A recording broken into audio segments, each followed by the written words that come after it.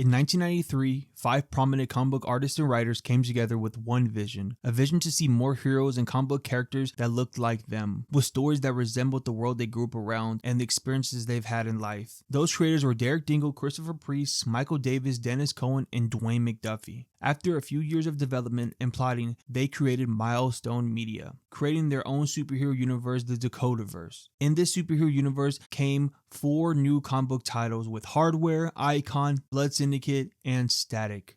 Meet the men of Milestone, the newest division of DC Comics. Dwayne McDuffie is the editor-in-chief. We want to give people that shock of recognition I got the first time I saw a black superhero, and I went, wow, I could do this. Yeah, I could be Superman. The Milestone Media comics were distributed through DC Comics. Milestone Media was able to keep their characters' copyrights and have the say-so with merchandising and licensing deals. DC Comics took an annual fee from Milestone for helping them with licensing characters and editorial services. DC also took a share of Milestone's profits. Lastly, DC Comics had the right to not publish any material they objected to. If something offended DC's not principles, but sort of DC's brand in some way, I think we had the ability to say, please don't publish that. Note that for later. Milestone Comics line started out strong, but this was short-lived because Milestone Media came out at the tail end of the speculator bubble. Once the bubble bursted in 1994, the inflated comic book market crashed hard. On top of that, Milestone wasn't given the proper due because some of the comic book industry insiders said that Milestone comics were comics for blacks, so many people would not be interested in this comic book line. These talks led to many shop owners being reluctant to promote and order the Milestone comics. Now back to the Milestone DC deal. Milestone at the time was pushing boundaries with their comic book dealings, with different types of subject matter within their pages of their comic books. Whether it was drug addiction or teen pregnancy, the Milestone crew were trying to revolutionize how superheroes could be made. At times, DC Comics editors would be very wary of these choices. We published a lot of stuff that made them very uncomfortable,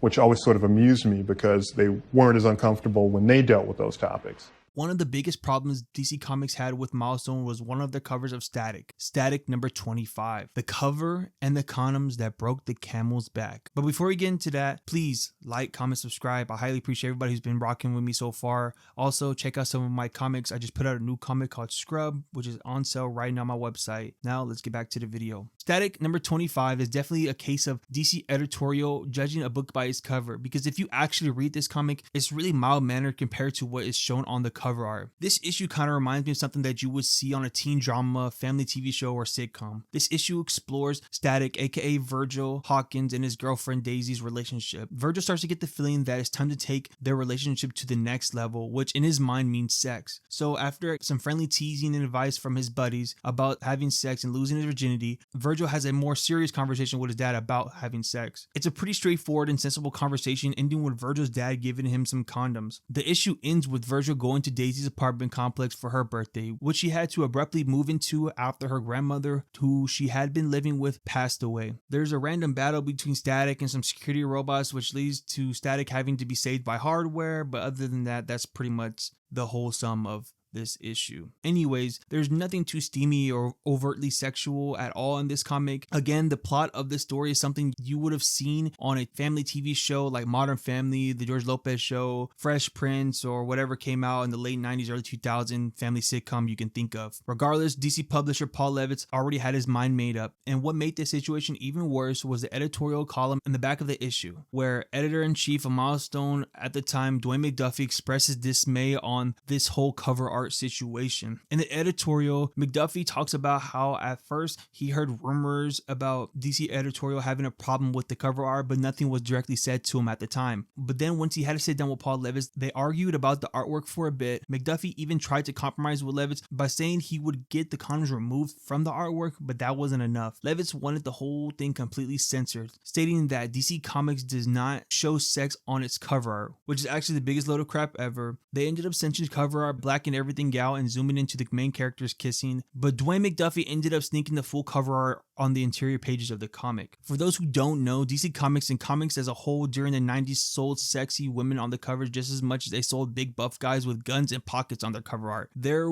was a whole bad girls wave of characters that came into prominence like Barbarella and Lady Death. Even Marvel did a swimsuit special line during that time, and notably, which is no surprise, DC Comics also put out their own risque and sexualized covers, one being Legionaries number 16, which was a cover by Adam Hughes showing one of the teammates of the Legionaries with her back turned with a very skimpy outfit on with her ass just poking out. So I don't know what they were talking about when they said they don't sell sex on the covers at DC Comics.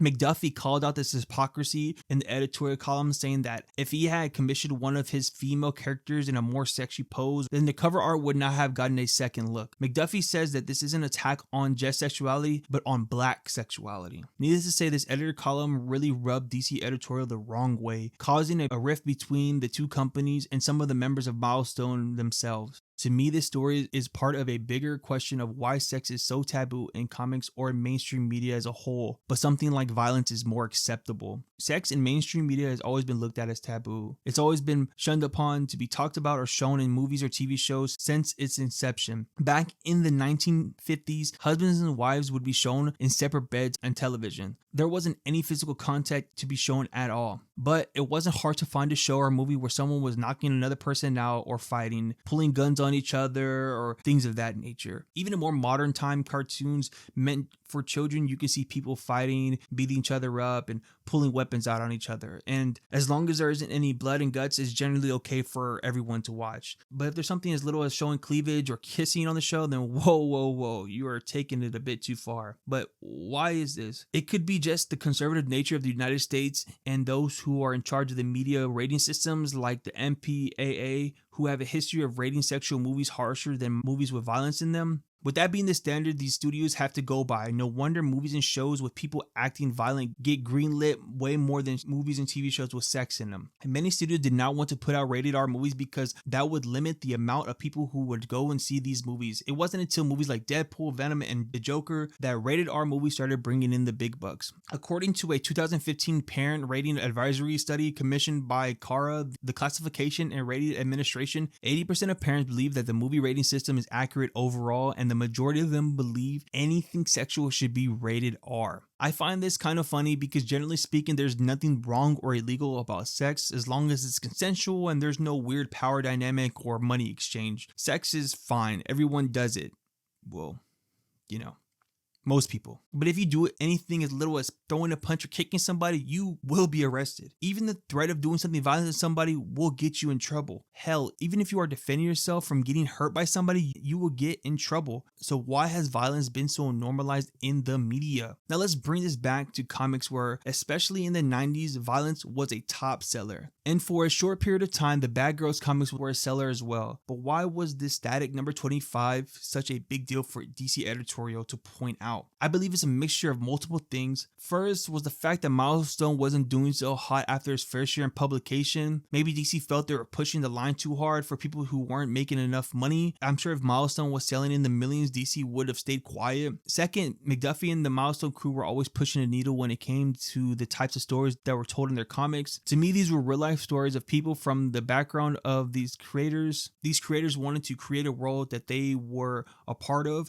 and they wanted to put that in the comics, and it was more real and more raw. At least that is my opinion. Stories of teen pregnancy, drug addiction, and so forth were too much for what DC wanted at the time. And lastly was the fact that McDuffie wasn't going to let DC run all over Milestone and tell him and his crew how to tell their stories and comics, leading to a lot of aggressive banter and tension between the two editorial staff. All in all, I think it's a shame that Milestone media of the time didn't get the praise it deserved. Milestone never truly died. After the cancellation of their comic lines due to low sales, they merged the Dakotaverse with DC Universe. Aside from Static, who had a smash TV show that surely overshadowed the comics, DC really shelved most of the Milestone characters. In 2015, Jim Lee announced the revival of the Milestone comics line, but the revival was prolonged due to a lawsuit between Dwayne McDuffie's estate and his wife Charlotte McDuffie versus Dennis Cohen, Reggie Hudlin, and Derek Dingle, who tried to bring Milestone back without including McDuffie's estate, who still owned 50% of the Milestone media rights. McDuffie had passed away in 2011 from a heart surgery complications. During his wake is when Cohen, Hudlin, and Dingle decided to bring Milestone back. So it's kind of fucked up that they tried to keep McDuffie's state out of the loop, even though most of them, if not all of them, state that McDuffie was a big part of what Milestone was. The accusations of what they were claiming to do is kind of crazy. I'll link the article to the case down below. The two parties eventually settled in 2019, and Milestone relaunched in 2020, bringing back all their old characters to life with a new Static, Hardware, Icon, and Blood Syndicate series. In my opinion, the Static series was pretty fire. I didn't really read the other ones. I kind of looked at them, but they didn't really pique my interest. I would definitely go check out the Static run. Nicholas Draper Ivory really did his thing on that series.